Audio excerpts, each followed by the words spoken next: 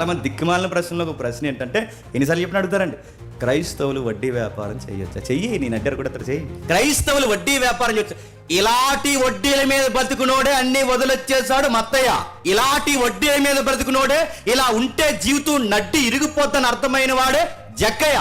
నువ్వు రూపాయికి 10 రూపాయలు, 10 రూపాయలకి 5 రూపాయలు, 5 రూపాయలకి చక్రవడ్డీ, ఆ వడ్డీ ఈ వడ్డీ, బారు వడ్డీలు ఎదురు తిరిగితే చెప్పండి, బారుగానే సాగతిస్తాడు. నువ్వు అడుగుతున్నాను ఎలా దీవిస్తాడు? నీ వ్యాపారం ఎలాంటిది, నీ వ్యవహారం ఎలాంటిది, నీ డబ్బు సంపాదన ఎలాంటిది? ఆ నెత్తి మీద 10, ఈ నెత్తి మీద 10, అక్కడ ఒక 10, ఇక్కడ ఒక 10, అడ్డగోల సంపాదనలు ఎదుగుతున్నావా? జాగ్రత్త. ఇలాంటి దొంగ వ్యాపారాల్లో ఈ టర్న్లో మనం మాట్లాడుకుంటే, ఈ ట్రెండ్లో మాట్లాడుకుంటే, దొంగ వ్యాపారంలో అడ్డదిడ్డంగా బాగా బలిసిపోయిన వ్యాపార వ్యక్తుల్లో ఒక వ్యక్తి చెప్పండి, సువార్త రాశాడు. ఆ సువార్త పేరు చెప్పండి. అది అకార్డింగ్ టు చెప్పండి గాస్పెల్ ఆఫ్ మాథ్యూ. ఆయన సువార్త రాయడానికి ముందే ఏంటి, ఇదిగో ఆయన బయోగ్రఫీ, ఆయన జీవితంలో ఏం జరిగింది, ఇదిగో ఇది జరిగింది. ఆయన ప్రజలకు దూరం, ఫంక్షన్లకు దూరం, ప్రజానికానికి దూరం, ప్రభుత్వానికి నీడ కింద బతుకుతున్నాడు. ఒక్క మాట చెప్పాలంటే, లంచాలకు మరిగిన జలగలంటామే, ఆ జలగల్లో ఒక పెద్ద జలగ. ఎవరు చెప్పండి? అలానే రేటండి మత్తయ్య గారిని అనకండి, హిస్టరీ అలా ఉంది, నేనేం చేయను, అది హిస్టరీ. అంటే మత్తయ్య గారు అలాంటి లంచాలకు మరిగినోడా, డబ్బు తిన్నోడా, ఇలాంటోడా, ట్యాక్స్ కలెక్టర్ అనే సౌండ్ బాగుందేమో కానీ ఆ సౌండ్ చెప్తే ఎవడో దగ్గర రానివ్వడు. ఆ రోజుల్లో ఎవరు పట్టుకోరు, కనీసం మాట్లాడరు. వేష్యని ఎలా చూస్తారో సుంకర్ని ఎలా చూస్తారు, పాపని ఎలా చూస్తారో సుంకర్ని ఎలా చూస్తారు. ఇంకా మాట్లాడుకోవాలంటే వ్యర్థుని ఎలాగైతే చూస్తారో అలా టోల్ని చూస్తారు. ఆ టైములో మత్తయ్య గారికి బహిరంగ, బాగా వినాలి, ఆ టైములో మత్తయ్య గారికి బహిరంగ సువార్తలు చేస్తున్న ప్రభు యొక్క వాక్యాలు వినబడడం స్టార్ట్ అయ్యాయి.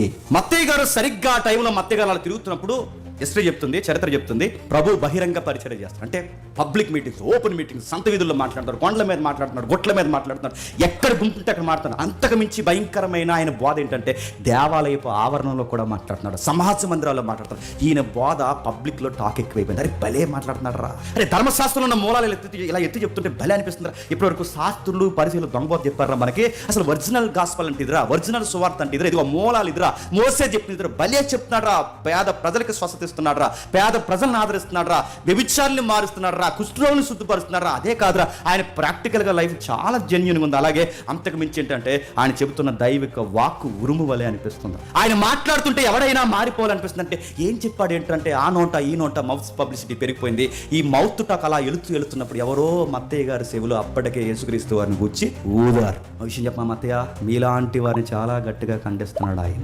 మత్తయ్య నీకు విషయం చెప్తున్నావు, ఇలాంటి వ్యాపారాలు చేస్తే నరకానికి పాత్రలు అవుతారట. అడ్డగోలు ఎదుగుదల ఈ భూమి మీద మాత్రమే సరిపోతుందట. ఒక్కసారి కన్ను మూస్తే ఆవిరైపోతారంట మత్తయ్య.